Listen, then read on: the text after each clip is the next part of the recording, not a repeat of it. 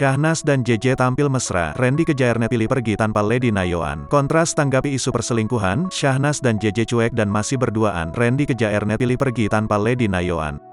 Hingga kini isu perselingkuhan antara Syahnas dengan Randy Kejaernet masih menjadi trending topik. Namun terdapat reaksi berbeda dalam menanggapi isu perselingkuhan ini.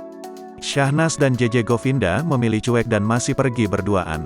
Sedangkan Randy Kejaernet memilih untuk pergi tanpa mengajak Lady Nayoan. Sesekali terekam kamera Syahnas dan JJ nampak begitu mesra, meski di lain sisi gerak-gerik keduanya seperti menjauh. Bahkan sehari setelah isu perselingkuhan dibocorkan istri Randy Kejaernet, Syahnas dan JJ tak ada di rumah.